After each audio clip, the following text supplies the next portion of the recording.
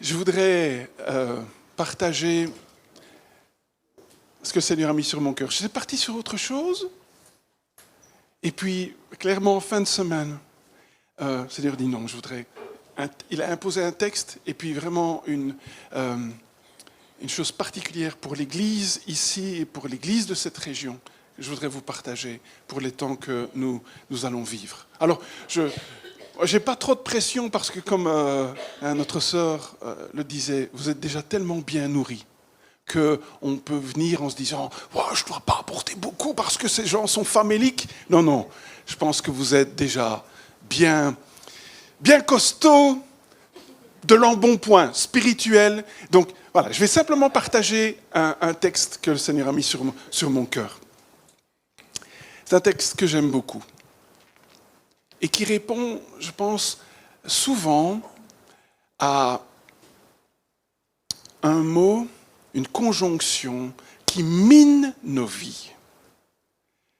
Je parle de ce petit mot « pourquoi » à l'interrogatif. Ça monte en nous, après quelques années de ministère, que d'entretiens pastoraux, parce qu'il y a des pourquoi qui nous mettent parfois à terre, qui nous accompagnent depuis l'enfance, qui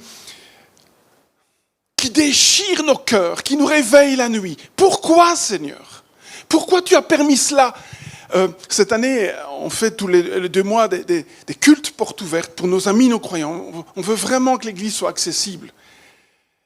Bien sûr, à la louange, à l'enseignement, mais aussi des rencontres où c'est pour eux. C'est vraiment pour eux et on annonce l'Évangile pour que ça soit accessible. Et cette année, je fais une série sur les grandes questions de l'existence. Et la semaine prochaine, on a cette 3e grande question. Pourquoi la souffrance ? Si on devait témoigner les uns les autres, le poids de souffrance qu'il y a dans nos vies. Tous ces pourquoi Seigneur ? Pourquoi tu as permis cela ? Pourquoi je suis né dans cette famille ? Pourquoi ? Je me souviens, il y a déjà plusieurs décennies, on a fait une porte ouverte sur Dieu non merci, il a repris mon enfant. Et quelqu'un témoignait de ce qu'il avait vécu. Cette semaine, Laurence écoutait des témoignages de parents qui expliquaient comment ils avaient vécu le deuil de leur enfant. Pourquoi, Seigneur ? Pourquoi ? Et faisons pas les malins. Il y a encore des pourquoi dans ma vie où, ok, je les vis plus sereinement, mais pourquoi, Seigneur ? Pourquoi ? Vous avez des enfants, quand ils sont ados, pourquoi je ne suis pas plus grand ? Et puis l'autre, pourquoi je ne suis pas plus petit ? Pourquoi j'ai des cheveux lisses ? Et pourquoi moi je suis bouclé ? Pourquoi je suis roux ? Je savais que vous alliez rigoler. Hein. Ah, ça a hanté ma vie. Hein. Ça va mieux maintenant. Ben, ça, c'est l'effet de la prière, hein, les amis. Hein. Non, parce que j'ai des enfants et des petits-enfants qui sont merveilleux, qui sont roux. David était roux. Et le texte dit, il était beau. Je me suis dit, c'est toujours un pléonasme, ça. Parce que quand tu dis qu'il est roux, il est... Bon, je pense qu'on a tous nos pourquoi. Le problème, c'est quand on les laisse travailler, ils amènent en nous, presque inconsciemment, un poids d'amertume, de tristesse, d'insatisfaction, de souffrance, de méfiance vis-à-vis de Dieu. C'est presque inconscient. Pas si convaincu que ça de son amour, tout compte fait. Quand je vois ce qu'il m'a déjà fait, ce que j'ai vécu, ce que d'autres ont vécu. Peut-être, ça taraude nos vies, mais nous ne sommes pas convaincus qu'il a un si bon plan pour nous. Oui, pour certains, puis l'enfance, c'est évident. Mais tu n'as pas vu ce que moi j'ai vécu. Tu n'as pas vu ce que j'ai subi. Et quelques jours, on allait à l'église, c'était un dimanche, et on descendait la rue, et il y avait une chrétienne déjà d'un certain âge qui traversait, et j'ai vu son visage. Elle était triste. Pas qu'elle vivait des difficultés, mais ça se voyait que c'était son état d'âme. Et peut-être il y a des tas de pourquoi qui font qu'on est des chrétiens tristes, un peu sombres, parce que je ne crois pas vraiment que Dieu porte un regard tout particulier, un regard d'amour, et que Dieu a vraiment des projets pour moi. vraiment des projets pour moi. Alors le texte qu'il a imposé à mon cœur va régler ces questions-là. Et je voudrais que nous puissions les graver en nous, les graver. Dieu est un bon père, un bon parent, une bonne mère, qui ne fait rien au hasard. Et même si nous vivons dans un monde abîmé par le mal, qui nous touche, il reste un Dieu souverain, bon, un bon pédagogue. On va lire ce texte ensemble dans Romains 8, à partir du verset 28. Je ne sais pas si le texte apparaît. Oui, je lis dans 2 21.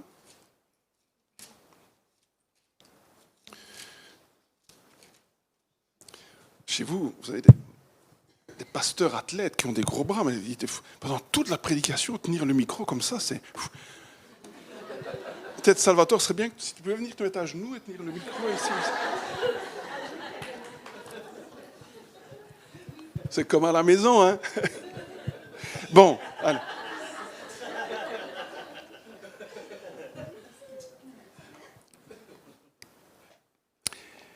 Voilà ce que Paul dit. Du reste, nous savons que tout contribue au bien de ceux qui aiment Dieu, de ceux qui sont appelés conformément à son plan. En effet, ceux qu'il a connus d'avance, il les a aussi prédestinés à devenir conformes à l'image de son Fils, afin que celui-ci soit le premier-né d'un grand nombre de frères. Ceux qu'il a prédestinés, il les a aussi appelés. Et ceux qu'il a appelés, il les a aussi déclarés justes. Et ceux qu'il a déclarés justes, il leur a aussi accordé la gloire. Que dirons-nous donc ? Que dirons-nous donc de plus ? Si Dieu est pour nous, qui sera contre nous ? Lui qui n'a pas épargné son propre Fils, mais qui l'a donné pour nous tous, comment ne va-t-il pas nous accorder tout avec lui par grâce ? Qui accusera ceux que Dieu a choisis ? Mais c'est Dieu qui les déclare justes. Qui les condamnera ? Jésus-Christ est mort, bien plus il est ressuscité, il est à la droite de Dieu, il intercède pour nous. Qui nous séparera de l'amour de Christ ? Serait-ce la détresse, l'angoisse, la persécution, la faim, le dénuement, le danger ou l'épée ? De fait, il est écrit, c'est à cause de toi qu'on nous mette à mort à longueur de journée, qu'on nous considère comme des brebis destinées à la boucherie. Au contraire, dans tout cela, nous sommes plus que vainqueurs grâce à celui qui nous a aimés. En effet, j'ai l'assurance que ni la mort, ni la vie, ni les anges, ni les dominations, ni le présent, ni l'avenir, ni les puissances, ni la hauteur, ni la profondeur, ni aucune autre créature ne pourra nous séparer de l'amour de Dieu manifesté en Jésus-Christ. Le projet de Dieu. Alors ce texte, un chef-d'œuvre. Je pense qu'on est là à un des grands sommets des Écritures. Tout est parole de Dieu. Mais il y a une progression, il y a des textes qui sont plus importants que d'autres, tout en étant parole de Dieu. Je crois qu'on est là à l'Everest de la parole de Dieu. Tu t'imagines que toi, t'es voué à Dame Hasard, que on verra si ça tourne pour moi, qu'il n'y a aucun plan. Paul dit non. Non, non, non, non. Dieu a un projet, un dessein pour chacune de nos vies, au niveau individuel, au niveau familial, au niveau ecclésial. Et dans ce texte, en fait, il va le diviser en 3 temps. Dans les versets 28 à 30, il va développer un peu la question de ce dessein. Dans le verset 31 à 36, il va mettre en examen, et puis il va conclure. Premièrement donc, et si tu as de la peine à retenir, peut-être prends juste note de la structure. Je voudrais vraiment regarder le texte en profondeur pour déloger tous ces pourquoi. Dieu a vraiment un projet, malgré que nous vivons dans un monde chaotique. Et Paul va dire quatre grandes vérités. La première, c'est que Dieu est le sujet de ce projet. Nos traductions rendent mal le texte. Toute chose concourt au bien de ceux qui aiment Dieu. On a vraiment l'impression que on ne sait pas comment, mais toute chose s'organise pour que ça se passe bien. Et les vieux manuscrits ont bien compris que le sujet de la phrase, c'est Dieu. C'est Dieu qui fait concourir toute chose. C'est Dieu qui travaille dans nos vies. Quelles que soient les circonstances, c'est Dieu le sujet. C'est lui qui œuvre maintenant, qui travaille à l'accomplissement de son dessein pour le bien de ceux qu'il aime. Il conduit à l'aboutissement son projet en toi, obligeant tout et tous à collaborer à l'endroit ou à l'envers, à ce qu'il a décidé. Et on voit tellement de beaux exemples dans l'Écriture, où on voit, malgré les difficultés, les embûches, le temps, Dieu qui accomplit son projet. Dieu a un projet pour le monde, Dieu a un projet pour l'Église, et Dieu a un projet pour toi spécifiquement. Spécifiquement. Où que tu sois né, quoi qu'on t'ait fait, notre foi repose sur ce pilier de la souveraineté de Dieu. Il me tient dans sa main. Le psalmiste dit, Dieu est au ciel, et il fait tout ce qu'il veut. Mon papa est le sujet de ma vie.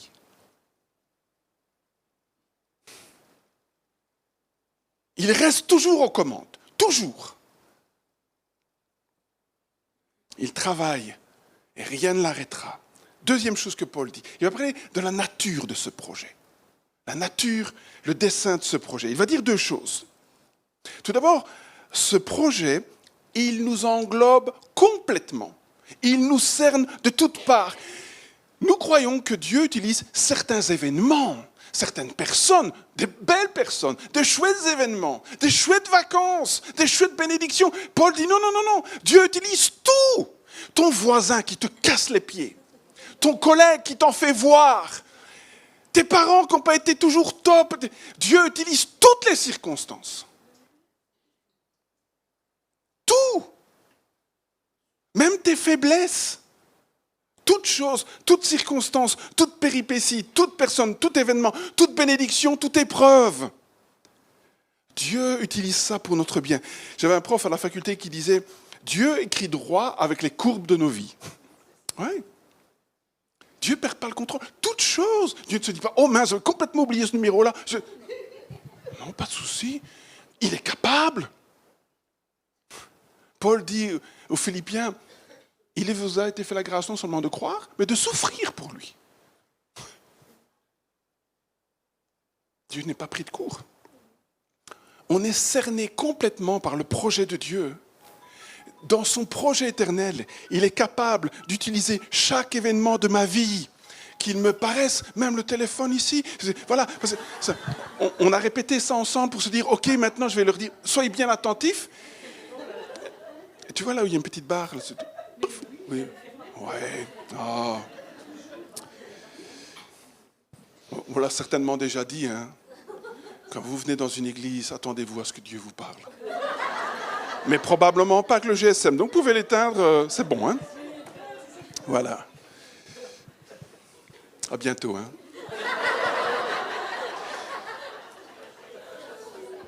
Alors nous, parfois, à Couillet, plus maintenant, parce qu'il commence à être... Parfois, il y a des gens qui répondent, qui se disent « Oui, ça va, attends, je sors. Hein, Voilà. Au lieu de nous faire participer à la conversation. Hein. Mes amis, Dieu n'est pas pris de court. Dieu n'est pas pris de court. Et je sais, on va parler aussi de la réalité de l'épreuve. Je ne dis pas ça facilement. Je vous parlerai de certaines choses qu'on a vécues, mais Dieu n'est pas pris de court quand je suis frappé par la maladie, par l'épreuve, par un tas de pourquoi. Il reste au contrôle. Il sait utiliser toutes ces choses. Quand Joseph descend, le refrain du texte c'est « Et Dieu était avec lui ». Dieu était avec lui. Joseph pouvait s'appuyer sur une parole de Dieu.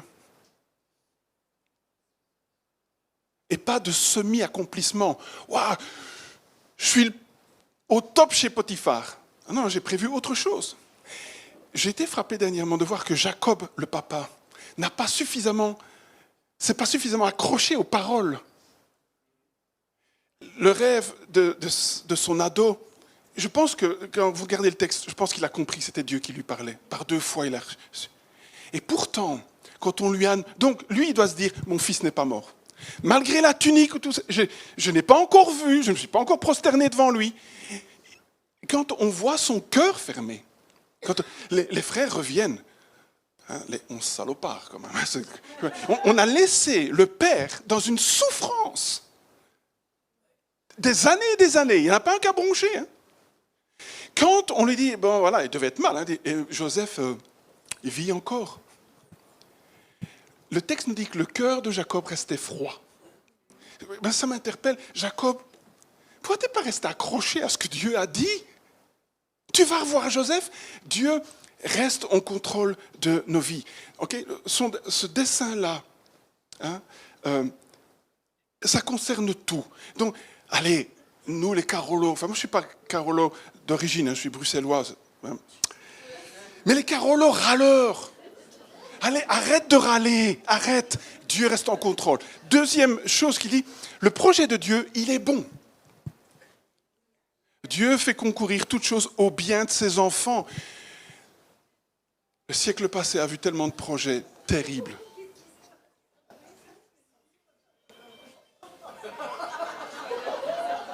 Bon, je vous propose de vérifier maintenant vos GSM. Ouais. Et ne vous amusez pas à tester l'un l'autre en téléphonant. Bon. Vous voyez, il y a des fois difficile à comprendre que le plan de Dieu est bon. Hein. Non. Donc, son plan est bon. On a vu le siècle passé, et déjà, au début de notre siècle, des projets tellement terribles. Staline avait un projet qui a coûté la vie à 16 millions de personnes. Hitler, 6 millions de personnes. Aujourd'hui, tu regardes l'actualité, on est prêt à mettre des régions entières à feu et à sac pour un projet politique. Le projet de notre Dieu, pour nous, il est bon. Parfaitement bon. Malgré les méandres de ma vie. Paul disait, la volonté de Dieu est bonne, agréable et parfaite. Notre foi repose aussi sur ce pilier de la bonté de Dieu. Je me souviens, le 4 mai 92, c'était un moment vraiment difficile. Je me suis retrouvé devant le corps de ma sœur, elle s'était donné la mort. Mes parents étaient dehors, il fallait le faire entrer, ils ne savaient pas ce qui s'était passé. Une voix à l'intérieur. C'était notre sœur aînée. Tu vas encore dire que Dieu est bon? Et je sais que ce jour-là, ça a marqué ma vie. Je dis, Seigneur, je ne comprends pas ce qui se passe. Mais je ne vais jamais remettre en cause ta bonté. Et on a pris cette décision ensemble. On le savait, mais de ne jamais remettre la bonté de Dieu en question. Les enfants ont déjà vécu des choses difficiles. Ils ont partagé la venue de Joseph. Une fausse couche, 2 fausses couches. Téléphone, je pense, enceinte. Oh, merci Seigneur. Téléphone pendant la nuit. Ça ne va pas. Perte de sang. Conviction. Cet enfant vivra. Il y a tellement de choses qu'on ne comprend pas. Mais le plan de Dieu nous cerne de toutes parts. Et il est bon pour nous. Même si je ne comprends pas, même si j'aurais donné les cartes différemment. Alors vous dites, ok, c'est bien tout ça, mais quel est l'objectif du plan de Dieu? C'est même ça le plus important, que Dieu est le sujet, tu m'as parlé de la nature de ce projet, mais quel est-il? Quel est l'objectif? Quel est le projet? Tu inscris ton enfant dans une école, tu veux quand même connaître le projet pédagogique. Tu le mets à l'académie, tu veux quand même connaître le programme des cours. Hein, si tu le mets pour jouer un instrument et que chaque mercredi ils vont se balader dans les bois, tu te dis, mais le projet c'est quoi? Quel est le projet de Dieu? Ça va m'aider à recevoir toutes choses. Okay? Parfois nous on regarde plus, oh c'est bon, et ça concerne tout, toutes choses, mais qu'est-ce que Dieu cherche à faire? Et là, on a un gros boulot à faire sur nous-mêmes, parce que dans notre société, quand on parle de projet pour une vie, on pense à TF1, on pense au podium, on pense à l'euro-million, on pense à Dubaï. Hein. Quel est le projet de Dieu? Dieu fait concourir toutes choses, et ce qu'il appelés, il les a destinés à devenir semblables à l'image de son Fils. Le projet de Dieu pour nous, le projet dont il est le sujet, le projet qui est bon, qui me cerne complètement, c'est pas pour faire de moi un bébé joufflu, rempli de bénédictions, qui va rentrer au ciel en surfant dans la vie. Le projet de Dieu, c'est de me rendre comme Jésus. Mes amis, je crois que parfois, quand on entend ça dans l'Église, le niveau d'enthousiasme baisse d'un ton. T'es quand même mieux autre chose, hein? Mes amis, si c'était moins que ça, Dieu ne serait pas bon. Quand tu vois Jésus, Dieu fait homme, celui en qui le Père peut dire, cet homme-là, il m'a toujours plu, il réjouit mon cœur. Le meilleur pour nous, c'est que Dieu besogne pour me rendre comme Jésus. Et pas une question de cheveux, Pierre, rassure-toi. Hein. Ok? D'être intérieur. De ministère, de ressemblance. Ça, c'est son projet. Et Dieu va tout utiliser. Et tu vois, dans la vie de Jésus, il est aussi passé. Il a appris l'obéissance par les choses qu'il a souffertes. Pas de souci. S'il n'a pas épargné son fils, il ne va pas t'épargner non plus pour que tu deviennes comme lui. Vous imaginez le potentiel de l'Église. On est tous en train, on est sur le tour, et le Père est en train de nous rendre comme son Fils. Mes amis, ne nous laissons pas leurrer. Tant mieux si tu as une augmentation, mais ce n'est pas grave. Parce que le projet du Père, il est en route dans ta vie. Paul va dire une 70aine de fois, nous sommes en lui, incorporés. Jésus s'est associé à notre destinée.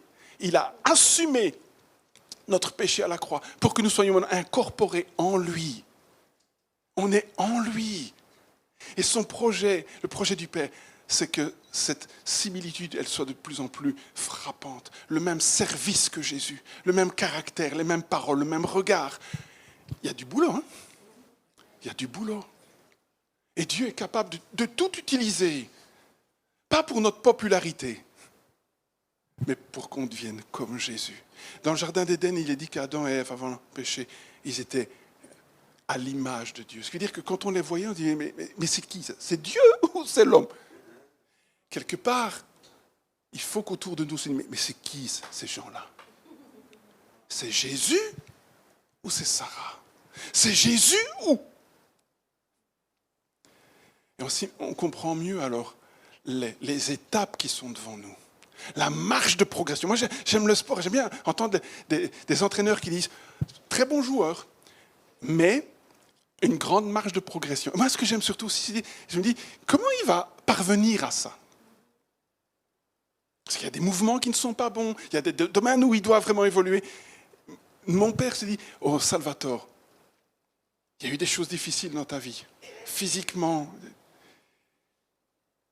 mais la marche de progression est encore là. » Il y a des choses qui ne sont pas encore comme Jésus, comme pour moi. Oh, je vais travailler ça. Et je vais travailler ça. Et j'ai mis Mirella à côté de toi. Elle va travailler. Je vais l'utiliser. Je vais l'utiliser. Hein? Pour nous rendre comme Jésus. Mes amis, j'aimerais vraiment nous rendre enthousiastes. Les historiens nous parlent de l'Homo sapiens, l'Homo erectus. La Bible nous parle d'un nouveau genre d'être humain, les Christophérens en latin.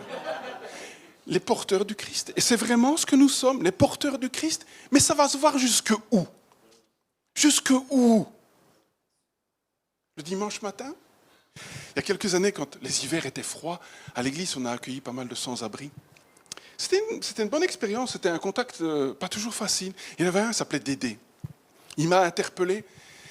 Son exemple m'a interpellé souvent quand je prêche sur ça. Dédé, il m'a dit, ça fait 2 ans, il ne m'a pas dit comme ça, mais je ne vais pas l'imiter, je n'ai pas dessoulé. 2 ans. Je bois, je cuve. Je cuve, je bois, 2 ans.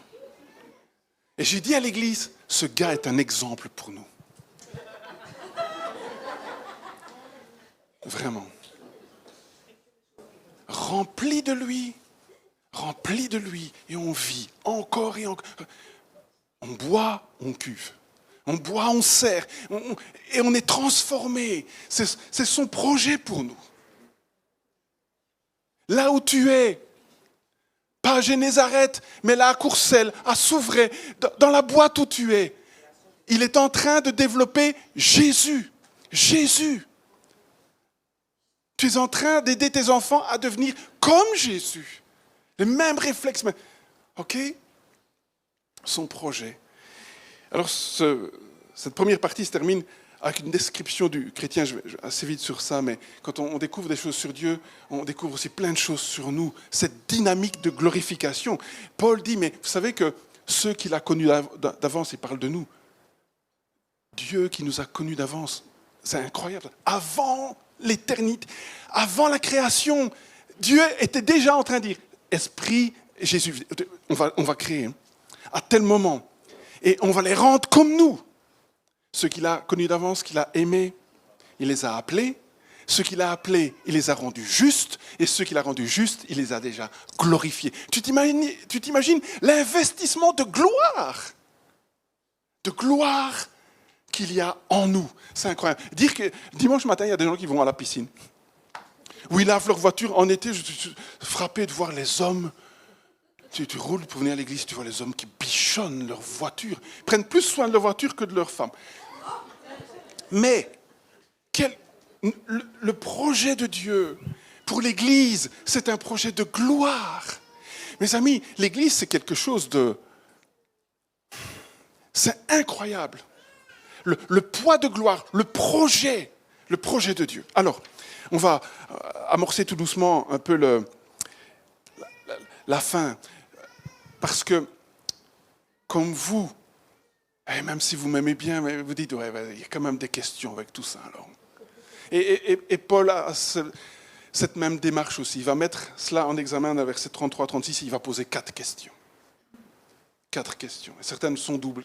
Mais je vais prendre le temps de les regarder avec vous. Hein. La première question qui est double, dit, mais que dirons-nous donc à ce sujet ? Un point d'interrogation, ok. C'est plus rhétorique parce que la question dit, et les gars, qu'est-ce que tu veux ajouter ? Si vous connaissez un peu l'épître aux Romains, on est à la fin du chapitre 8, Paul il va se rendre à Rome, il va expliquer l'évangile qu'il prêche. En fait, sa lettre se termine là. Ce qu'il a dit sur le plan de salut et la justice de Dieu, il ne va plus rien ajouter. 9, 10, 11, Israël et l'Église, et à partir du chapitre 12, la mise en application. Il n'a plus rien à dire. Que dire de plus ? En fait, ce n'est pas une question, c'est un cri de victoire. Maintenant, à nous d'en tirer les conséquences. Puisqu'on était appelés, justifiés, glorifiés, puisqu'il y a un tel projet, puisqu'on est en train d'être façonné à l'image de Jésus, qu'est-ce que tu veux de plus ?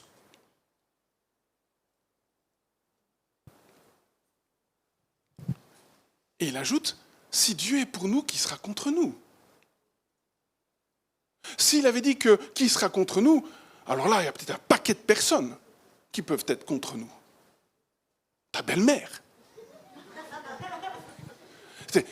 Ta femme, ta conscience. C'est pas ça la question. Si Dieu est pour toi, et pendant 8 chapitres, il s'est évertué à montrer que Dieu est vraiment pour nous, alors qu'on était pécheurs. Parfois on dit, oh, j'étais en train de me noyer dans l'océan. C'est faux, hein, les gars. On était dans le fond de l'océan et on était décomposés. C'était pas beau à voir, on était vraiment morts. Et il est venu nous chercher, il nous a donné la vie. Si Dieu est pour toi, qui sera contre toi ? Alors, en français, on est obligé de mettre le verbe être. Mais en grec, la question c'est, si Dieu est pour toi, qui contre toi ? Hein ? Darby a fait ça. Vous lisez jamais Darby, vous ? Ok. Mais en fait, si Dieu est pour toi, en fait, c'est comme si Paul donnait un nom à Dieu. Dieu est pour toi. Cette petite préposition, elle est extraordinaire. Dieu est pour toi, en faveur de toi. Si Dieu est de ton côté, si Dieu est derrière toi, vous avez déjà vu cette pub là où on voit un petit gars maigrichon et puis derrière un gros lion. Peur de rien. Mais puisque Dieu est de ton côté, mais qui sera contre toi ? Aucune circonstance ne va vraiment t'abattre. Mais on peut être mal. Hein ? Je vous ai parlé de ma sœur, mon frère est mort de la même manière, ma mère est morte. Waouh, c'était des moments difficiles. Mais il nous a tenus parce que Dieu est pour nous. Il y avait un aura de consolation indéfinissable, indéfinissable. Dans la tristesse. Qui sera contre toi? Tu te dis, oui, mais ok, pour la grande aventure du salut, mais pour les détails de ma vie, parce que quand même, c'est la crise. Il ajoute, s'il n'a pas épargné son propre fils, comment ne va-t-il pas te donner toutes choses en lui? Dieu s'est engagé non pas seulement à nous donner toutes les bénédictions spirituelles en Jésus-Christ, oui, mais il dit, si j'ai donné Jésus, j'ai pas un autre fils, j'ai pas un lapin dans la manche, j'ai donné ce qu'il y a de plus cher pour toi. Tu penses que je vais dire, oh oui, fin de mois, là, Liliane, là, tu te débrouilles. Non, non, non, non. Ah, peut-être je vais t'apprendre des choses, mais je vais continuer à prendre soin de toi.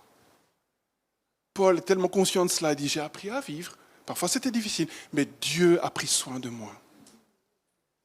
Ça touche la grande orientation de ma vie, mais les détails de mon existence. Les détails de mon existence. Dieu sera fidèle. Sera fidèle. La deuxième question, qui pourra accuser les élus de Dieu? Mais de nouveau, pas mal de circonstances, pas mal de personnes, ceux qui nous connaissent pourraient nous accuser. La réponse c'est Dieu justifie, littéralement Dieu le justifiant. Vous imaginez ça? Je vais vous parler après d'un moment qu'on a vécu avec notre fils difficile, quand il était accusé faussement, mis en prison. C'était la première fois qu'on devait aller dans un palais de justice. Un vieux palais de justice très imposant. Waouh, c'est très impressionnant. Même quand tu sais que tu es droit dans tes bottes.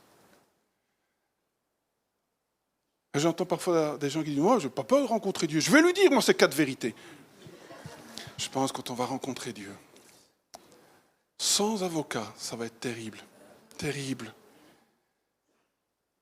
Mais nous avons notre justifiant qui va dire « Viens, je t'ai déjà rendu juste. Viens mon bien-aimé. » Dieu est notre justifiant. Qui nous condamnera? Troisième question.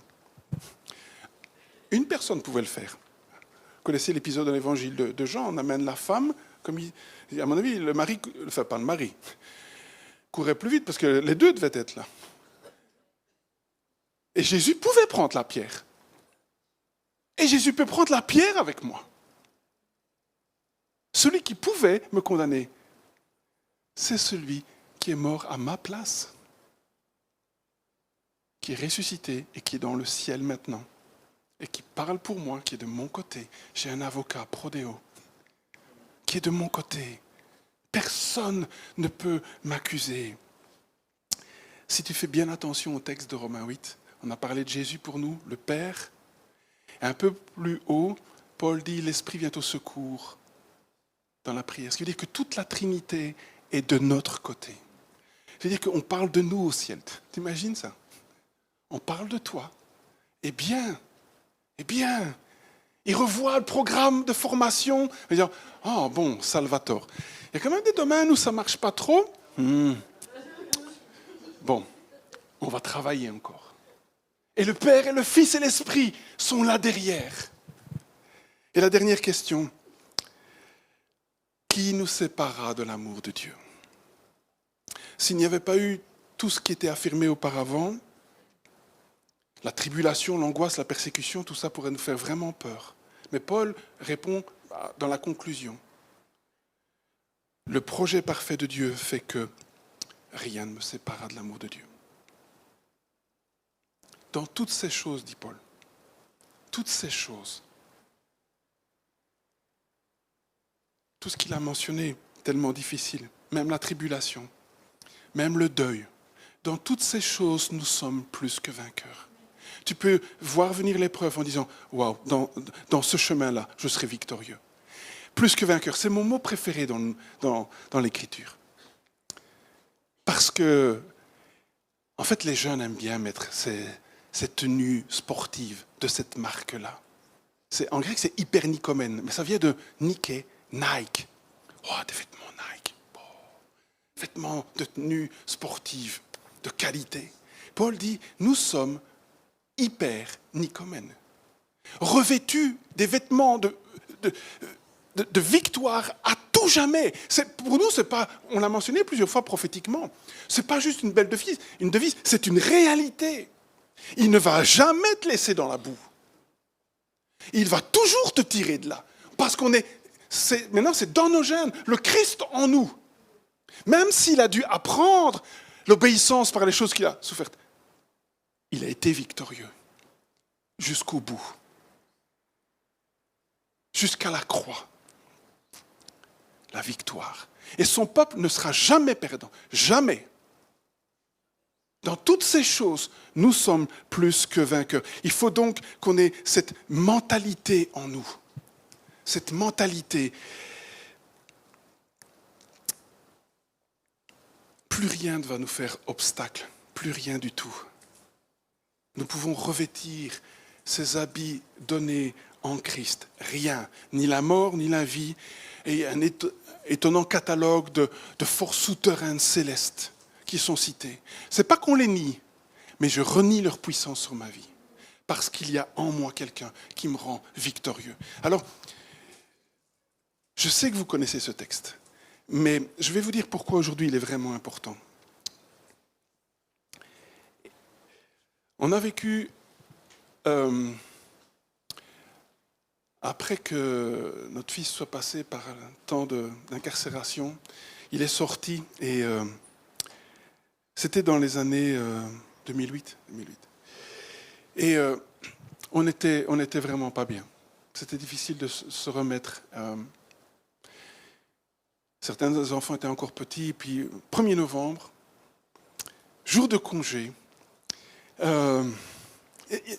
une fois, il n'y avait rien au programme. Et j'étais le premier dans le fond. Et je prends un moment avec le Seigneur et je lis ma Bible. Et à ce moment-là, c'était un livre que j'appréciais pas trop, le livre des juges. C'est tellement ce cycle-là, ça descend, ça remonte, ça descend un peu. Et j'arrive, Juge 6, Gédéon. Vous connaissez l'histoire. Et à ce moment-là, je lis ce texte. Et j'ai, Seigneur, mais une profonde conviction. Je vais faire de votre vie, de l'Église, je savais que c'était beaucoup plus large, l'Église de la région ici, ce que j'ai fait avec Gédéon. Un grand moment de victoire. Mais, je ne sais pas si vous avez déjà vécu ces moments-là, vous n'êtes pas bien, et tu te dis tout de suite, je savais que ce n'était pas moi qui essayais de m'encourager, c'était vraiment une parole, mais en n'étant pas bien, je dis, oh Seigneur, pour quelqu'un d'autre, mais... Et je ne sais pas pourquoi, je dis au Seigneur, écoute, si aujourd'hui, tu ne me mets pas Gédéon en grand, je mets ça de côté. Tellement un peu blasé. Et puis, Laurence descend, les enfants, et je ne sais pas si elle avait appris ça ce jour-là, mais c'était la convention des jeunes, et ça se passait à Karlsbourg, tout près d'ici, quoi, 1h30 de route. Et Dan Leuten commençait son ministère. C'était vraiment ses débuts, et il donnait un concert. Et elle aime la louange, elle aime la musique. Il dit, si on allait à Karlsbourg, 1h30 de route, et depuis demain on travaille, et c'est à quelle heure? Ah ben écoute, le concert est à 9h30, 21h30. Oh, mais bon, Jésus, tu l'aimes, et allez bon, ok, on va dire oui, quoi. Hein, on va dire oui. Et on va là-bas. Puis comme c'est une région qu'on aime un peu, on va à Rochaud avant, on se promène un peu. Et puis on apprend que, en fait, le concert est prévu plus tôt, sera à 7h, 7h30. Je dis, oh, génial, une bonne heure de concert, on rentre à la maison, pas trop fatigué, super. On va au concert, bien, c'était ses débuts, super. La Tipa, qu'elle me dit, oui, c'est à Couillet, on dit la Tipa. Voilà-t-il pas qu'elle me dit, et si on restait pour le message? Bon, ok, on va rester pour le message. C'est bien, hein? Ouais. C'était en 2008. Hein? Et on a bien fait. En fait, c'était peut-être Pierre, tu le connais, j'ai oublié son nom, c'était un ancien punk de Marseille, qui était devenu chrétien, et un ministère extraordinaire. Et il a expliqué comment il est venu au Seigneur. Et pendant tout son témoignage, il se baladait avec une feuille comme ça. Et c'était extraordinaire de voir comment Dieu avait changé cet homme. Il y avait des photos de lui avec sa crête là, multicolore. Donc c'était waouh. Et puis maintenant, un homme de Dieu tellement consacré. Et génial. Et ça dure, il explique tout. Et puis il dit, voilà, il va arrêter. Moi, je ne pensais plus du tout à ce que j'avais dit le matin. Et puis il dit, oh oui, ouais, les organisateurs ne vont pas être contents si je ne prêche pas, mais je n'ai pas le temps de prêcher. Mais je vais vous dire sur quoi j'allais prêcher. Regardez, j'allais prêcher sur Gédéon. Et moi, je pense, ok. 2008. 2009, 2010. Et plein de moments un peu comme Jacob. Ouais, ok, peut-être j'ai entendu. Mes amis, si on n'a pas eu 30, 40, 50 confirmations, jusque Piero Pavone vient à l'église un jour pour un week-end et il prêche tout le week-end sur Gédéon. Je n'avais jamais rien dit. Hein. Et puis à la fin du séminaire, il dit Laurence, le Seigneur m'a demandé de prêcher parce que ça vous concerne, ça concerne l'église. Gédéon, c'est... Pourquoi est-ce que je dis ça? Parce qu'une petite dame de l'église, toute simple, il y a un bon mois, elle est venue me trouver en disant, je pense, elle ne sait rien de tout ça. Laurent, j'ai reçu, elle tremblait parce qu'elle dit, elle n'a pas l'habitude. Elle dit, j'ai reçu ça du Seigneur, que le temps Gédéon a commencé et tu dois aller le dire un peu partout. Donc, les amis, il faut qu'on se prépare. Je pense que ce n'est pas juste pour nous. Pas pour une église, mais pour la gloire de Jésus dans cette région. Il va se glorifier. C'est pourquoi nous devons avoir une mentalité de vainqueur. Arrêtez d'être des mécontents avec tous nos pourquoi, mais des gens déterminés. Seigneur, tu accomplis ton œuvre à travers nous, à travers même les souffrances. Je ne comprends pas, mais je vais au bout. Parce que, ok, peut-être les vents vont souffler. Il y aura peut-être des choses difficiles que l'Église va connaître. Peut-être. Mais ne redoutons pas cela. La grâce nécessaire nous sera donnée à ce moment-là. Mais aujourd'hui, je crois vraiment qu'on rentre dans une nouvelle phase où des temps Gédéon, des temps de victoire. Oh, quelqu'un qui ne savait pas est venu me trouver en disant « Lève-toi, vaillant ». C'est ce qu'il a dit à Gédéon. Et Gédéon, il dit « Mais tu m'as vu là.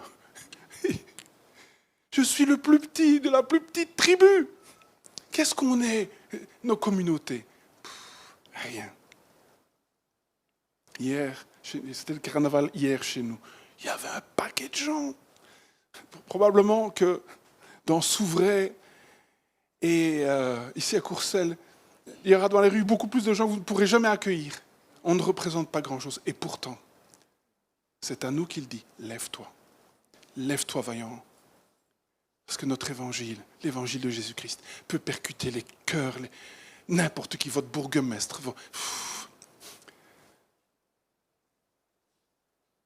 On va prier ensemble. Je sais que vous êtes habitués aux appels. On ne va pas faire un appel ici devant.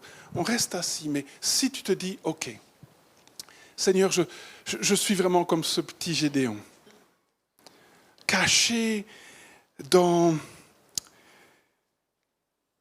les crevasses, tellement apeuré par l'ennemi, tellement peur de tout. Mais parce que tu le dis, Seigneur, je vais descendre et en ton nom, avec ton plan d'action. Ça ne sera peut-être plus des torches et des cruches, mais avec ton plan d'action, pas le nôtre. Seigneur, tu vas te glorifier, tu vas sauver. Parce que tu veux un peuple nombreux de cette région au ciel. C'est-à-dire, je crois vraiment que tu dis, comme à Paul à Corinthe, reste parce qu'il y a un peuple nombreux ici qui doit venir à moi.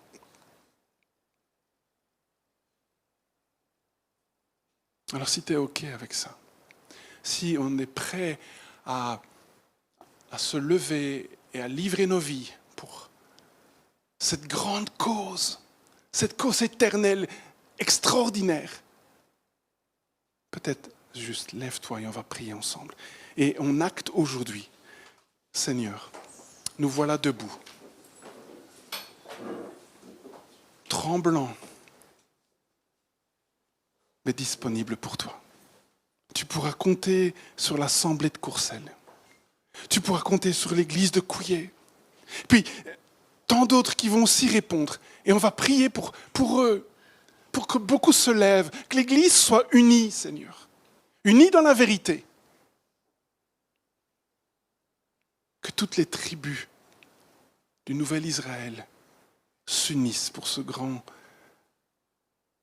combat. Seigneur, nous sommes là devant toi. Par nous-mêmes, on a si peu de potentiel. Mais tu es venu habiter en nous. Ton esprit est là. Ton esprit sans limite. Ton esprit comme celui qui était en Jésus, qui nous transforme. Seigneur, nous te disons oui. Te disons oui, Seigneur. Continue à nous parler. Équipe-nous. Forme-nous. Et montre-nous, Seigneur, ce que nous avons à faire pour simplement voir ta gloire se manifester. Voir des milliers de personnes se tourner vers Jésus. Des milliers de personnes quitter leur misère, leur dépendance. Seigneur, je pense à toutes ces personnes qui aujourd'hui vont lutter contre des pensées suicidaires. Des femmes seules avec leurs enfants, désespérées, au bord du gouffre, Seigneur. Tous ceux qui sont obligés de boire ou de prendre telle ou telle chose parce que la vie est insupportable. Tu les aimes tellement, Seigneur. Tu es venu pour eux. Nous sommes là pour eux, Seigneur. Nous sommes là pour eux. Donne-nous ton cœur pour eux, Seigneur. Donne-nous ton cœur. Donne-nous tes mains. Donne-nous tes yeux. Donne-nous ta bouche, Seigneur. Donne-nous tes biens pour eux. Ce que tu nous as donné aussi pour eux. Seigneur, nous voulons vraiment répondre à ton appel. Dans le nom de Jésus. Celui qui a accepté de quitter ce ciel de gloire pour venir dans notre boue, parmi nous, pour nous racheter. Seigneur, nous nous levons pour toi. Dans le nom de Jésus. Amen. Amen.